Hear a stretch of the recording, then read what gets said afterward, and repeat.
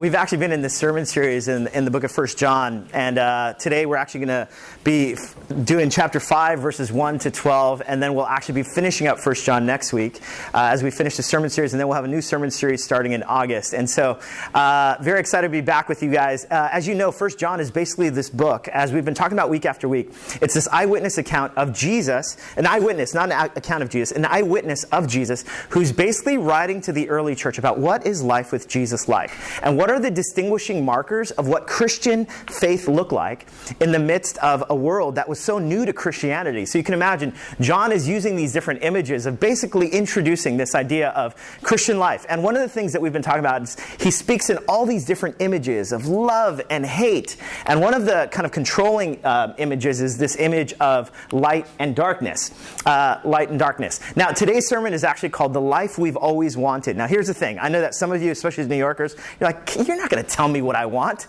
And just stay with me for a moment. I should have probably titled this message, The Life that Christians believe we all want. Okay? So if you're someone who's basically like, you're even offended by that idea that somehow I'm going to preach a message about the life we've always wanted, I want to actually propose to you what Christians believe about a life that God offers to us, a vision for life, whether you're someone who's secular or you're religious, whatever background you come from, that today, that perhaps there's a compelling vision of life in the world that we live in that for you might sound attractive or might sound distinctive. And here's basically, again, what the Christians have always believed about light and darkness and what life with Jesus is like. Now, the passage that Tina just read, basically 1 John chapter 5, verses 1 to 3. Check out what it says. It says, everyone who believes that Jesus is the Christ is born of God.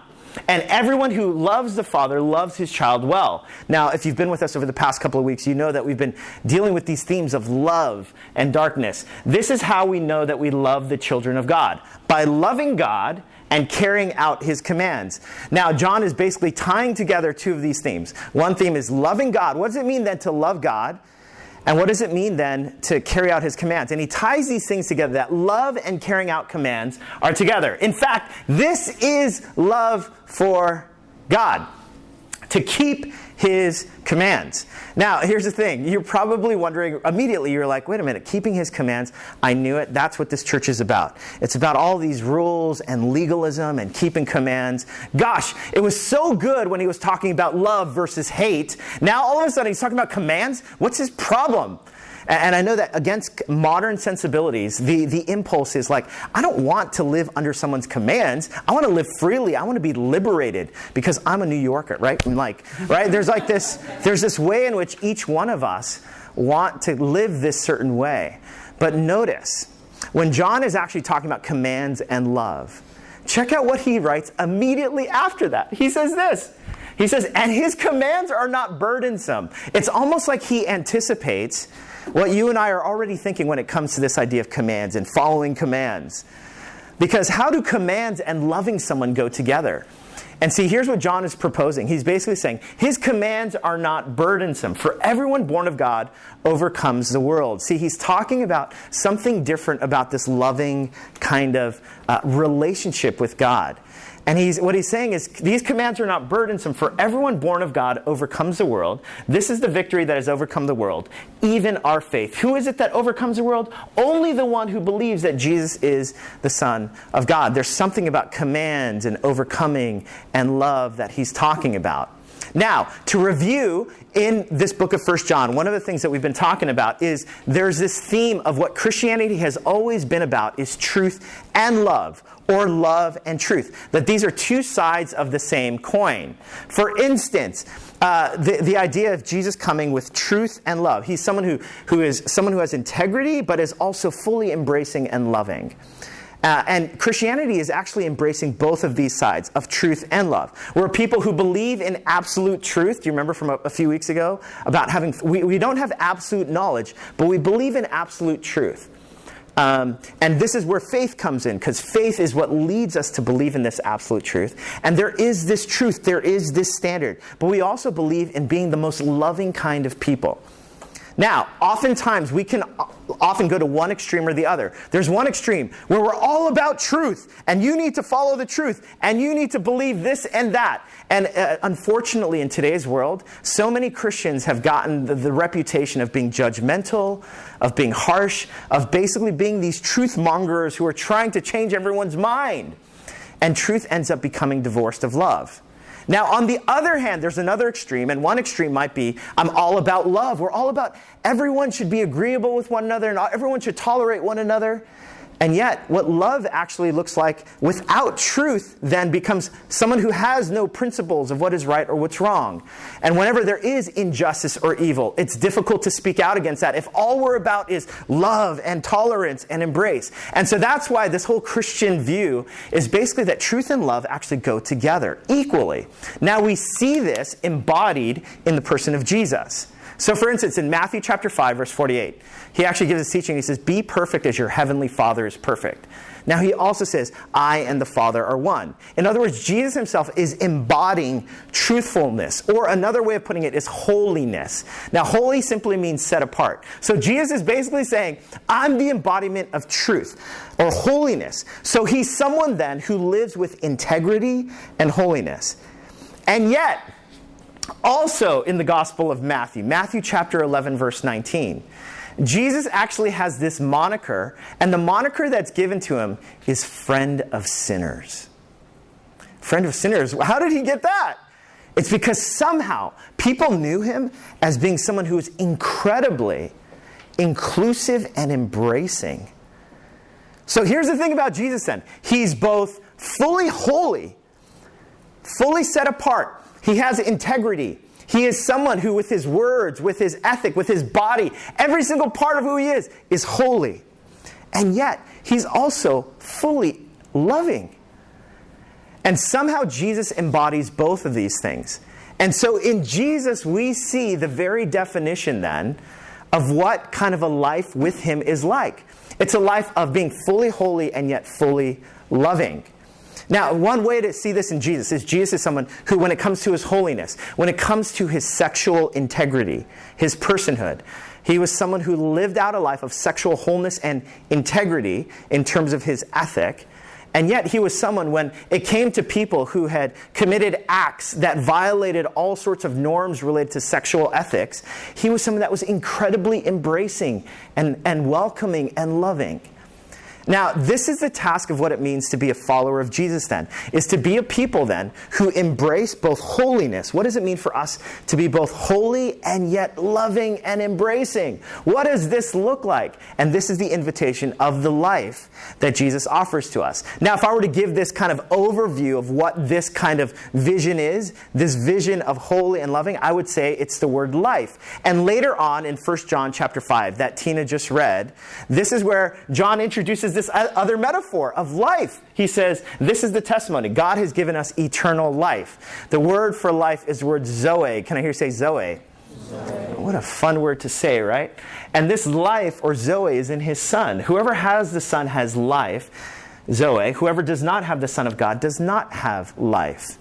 See, he's tying together all of these themes of love, commands, and life, and Zoe. And look in the Gospel of John what the writer writes about this Zoe. He says, I have come, Jesus has come, that they, or the people, might have Zoe. And that you might have it not to just kind of 25% capacity, but have it to the full. Have it brimming over, have it teeming with life and energy and joy and buoyancy.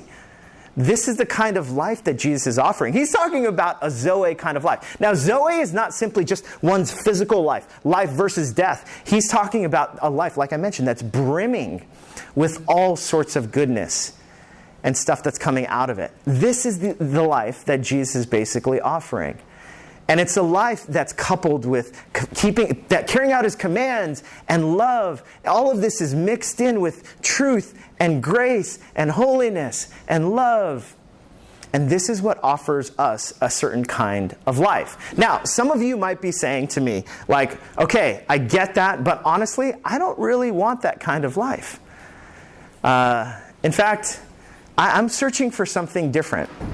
Have you ever said that before? Have you ever thought that before? And maybe you're like, listen, you've already told me about this life that Jesus offers, but I don't necessarily want that. Charles Taylor, the Canadian philosopher, actually wrote a book called A Secular Age.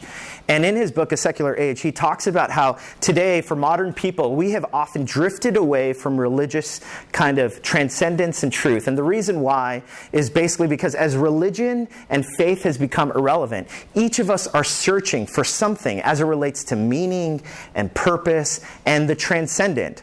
Now, here's the thing. As human beings, we will not instantly, but we will inevitably gravitate towards what is transcendent. Because we all, at one point or another, will ask the question, what is the meaning of life? What happens after I die? What is this all about? If anything, over the past year and a half during the pandemic, you've probably asked these questions before. In fact, right now, at an all-time high, people, as it relates to career satisfaction, is at an all-time low. In fact, if you're unsatisfied, could you just... No, I'm just kidding. Don't do that. Some of you are like, are my coworkers here? Is this being filmed? It's at an all-time high. Why is unsatisfaction an all-time high? It's because many of us, during the pandemic, we've all been wrestling with, is this really what I want to do with my life? Does this really matter in the grand scheme of everything that's happening when we're isolated and away from people? You know what's crazy is that what's for me most acutely what happened during the pandemic, because here we were all isolated. I remember those initial weeks in March, and because sports is like my only hobby. I'm a very uninteresting person, and sports is like my only hobby. And so that's why we're doing the Euro Cup final later today. But anyhow, but sports, nothing was happening. And so believe me, I was like, what's the meaning of life? Because all of a sudden sports, which was a really great distraction in the midst of everything happening in my life normally, like now sports was gone as well. And there was even more time for me to be pondering some of these questions of the transcendent. And what Charles Taylor basically talks about is how in each human being then, there's this engine of longing that exists for each one of us.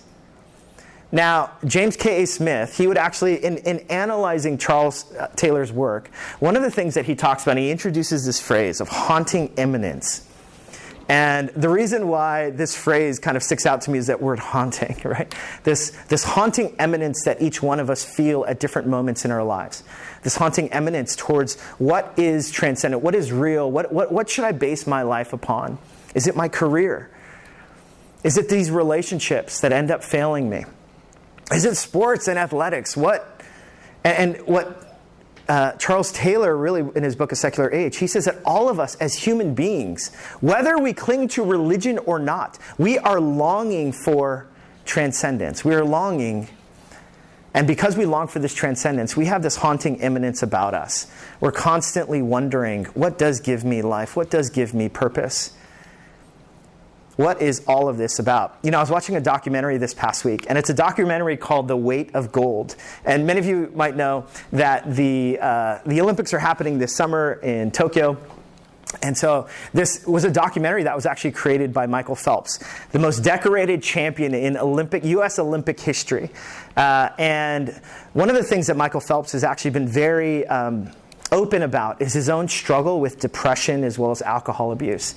And he went through a couple of big crashes in his own life where that were really these warning signs that led him to pursue kind of a life of a deeper kind of emotional health. Now, what was interesting is in this documentary that was, again, spearheaded by Michael Phelps, there's all sorts of Olympians, past Olympians in the U.S. that were featured. So, for instance, Apollo Ono, who is a short track speed skater, Sasha Cohen, who was a figure skater, a couple of bobsledders, Lola Jones, who was a track and field star. So these different, sports, again, that's just my thing. So some of you are like, well, how does he know this stuff? But there's these different testimonies of these different athletes. And The Weight of Gold, one of the primary purposes of him writing this is to bring awareness to the mental health challenges that Olympic athletes go through. And Michael Phelps actually guesstimates that 80% of him, whether people win or lose, again, he's the most decorated champion, and he was saying whether they win or they lose, 80% go through a season of depression after the Olympics. And what was interesting and startling, like watching these testimonies, some of them who achieved gold medal success and others who did not, what was fascinating was each one was sharing about how that feeling of this emptiness after the Olympics. There's this single-minded pursuit of training for 4 years, and then you have 10 to 20 seconds to make your life matter. I mean, it's amazing as they kind of recount this. And whether they win or they lose, you get all the glory after pouring yourself in after the 4 years, or you lose miserably. Lola Jones talks about how she hit one final hurdle, and as a result, she lost her gold medal, and to how that haunts her to this day. And in this documentary, they're talking about how, people think that the life of an Olympian is this life of glamour and intrigue, but they don't know that so many of us are miserable. And one of the things that they talk about is how they're all young athletes. Basically, the prime of their life is like 15 to 25. And then suddenly their Olympic career is over, and then they have to think, what's next? And for so many of them, where they've been defined by this single-minded pursuit, it's so difficult to kind of get a sense of like, what is next? It's this haunting eminence that plagues every single one of us at one point or another.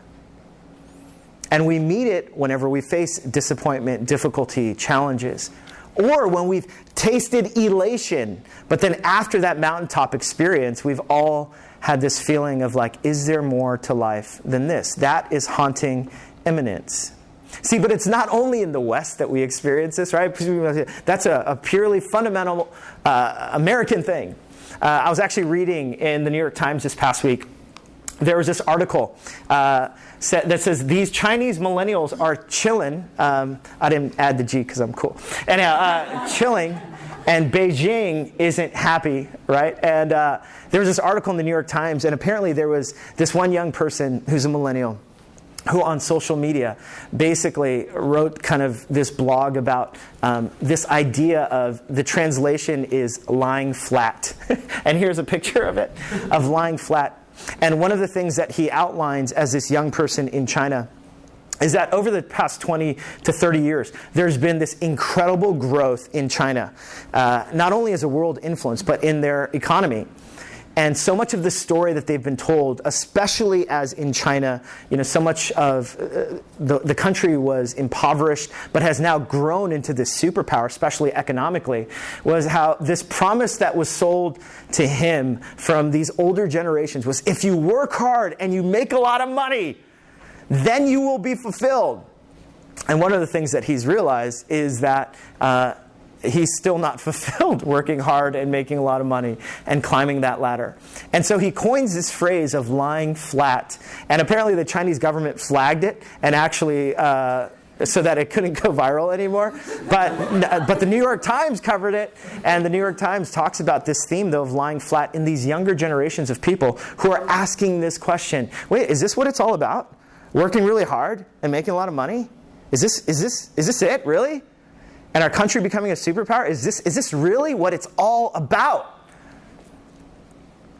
See, that's haunting eminence. It's haunting eminence. Whether you're on top of the hill in your finance job or in your legal profession or whatever else it might be, or in your law school, or you're someone who's unemployed and searching, every single one of us at some point or another, we sense this haunting eminence. And it's in this kind of mindset that Jesus actually offers something different.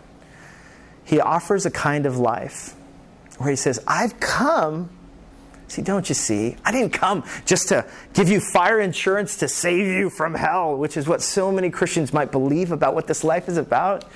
He says, no, I've come to give you Zoe. But not only just kind of physical life, I've come to give you Zoe to the full. For abundance. Now, I thought what I would do is just list some of the teachings of Jesus as it relates to, what are some of the teachings of Jesus then? What does it mean to carry out his commands? What does it mean to actually love God, carry out his commands, and have this Zoe? Well, check this out. These are some things. Have grace for yourself and others. Love your enemies. Stand up against injustice. Live with personal integrity. Endure suffering with great character and resolve.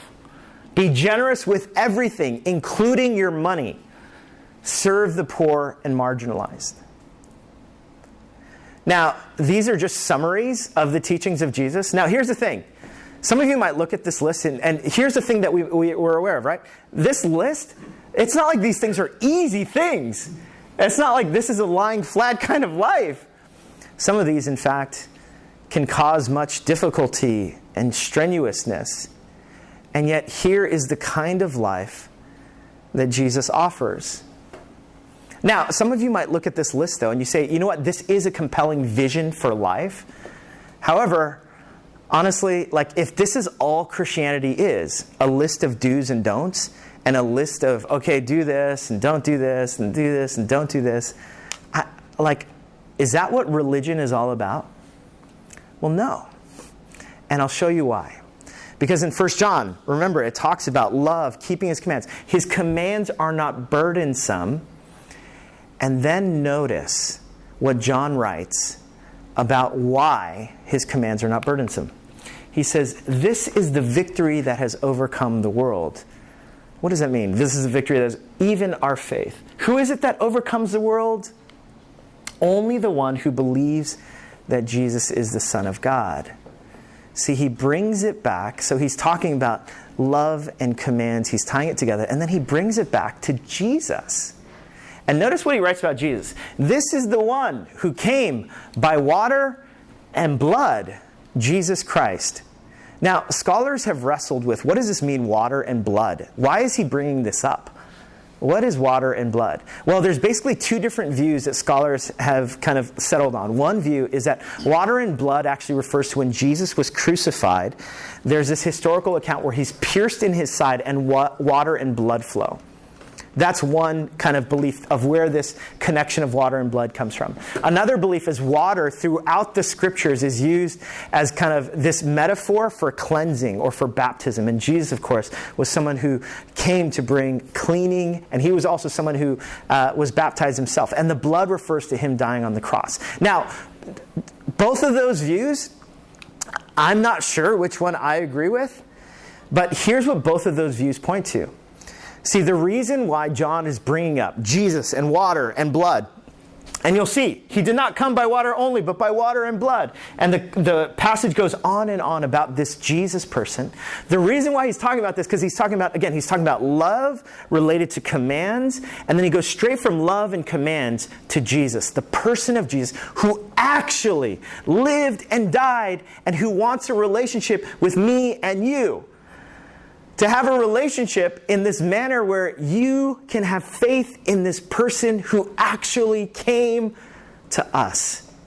Here's what John is basically doing. He's basically saying, you see, so many people, their belief and their image of God is this God who is transcendent, who is above and beyond all things. And he's the kind of God, of course, that would give us these laborious commands to live by, all of these do's and don'ts, because that's who God is. He is so transcendent. And yet what John is saying is, see, don't you see the uniqueness of the Christian message? God is being revealed to you, not as someone who is simply transcendent and other, but a God who has come close. A God who has sent his Son to shed his blood so that he can be in relationship with you. So that God is not some unworldly deity, but instead God is the one who is close, who is near, and who wants to be in a relationship with you. You see, and this is why Jesus, when he talks about life, he says, I am the way, the truth, and the life.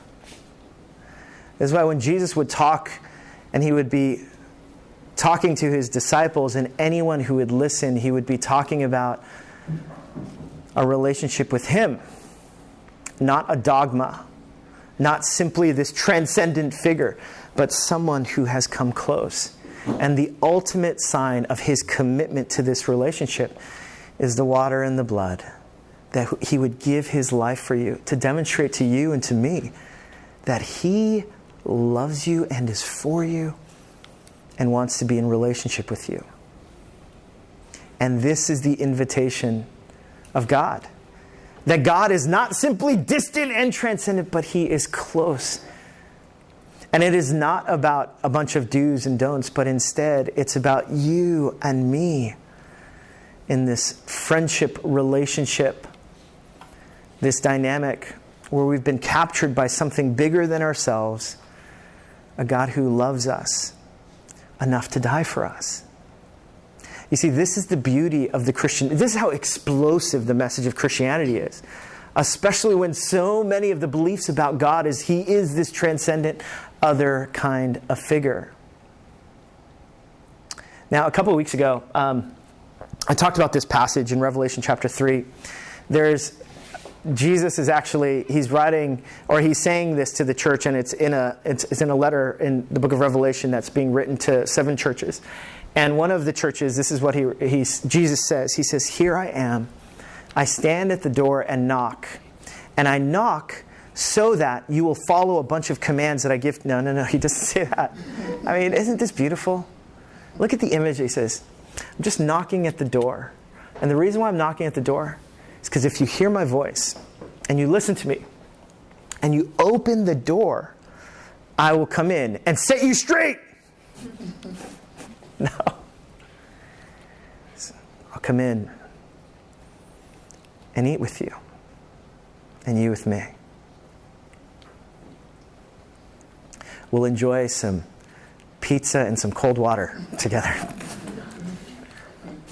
Maybe probably something better than that, guys.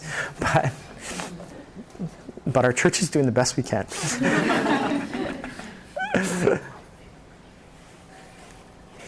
He says, if you just open the door, that haunting eminence, that longing for something more,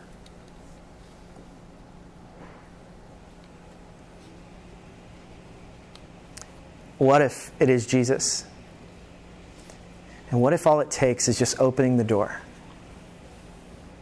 You know, I shared this image.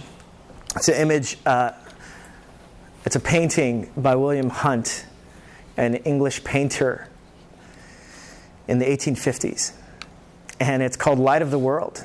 And it's this picture of Jesus, and it actually depicts this image of Jesus knocking on a door, mimicking what's happening in the book of Revelation. And one of the things that I pointed out last time when I pointed this out is this door, very intentionally, actually does not have a handle on the outside. And the reason why is because, like Revelation chapter 3, verse 20, Jesus is just standing at the door and knocking.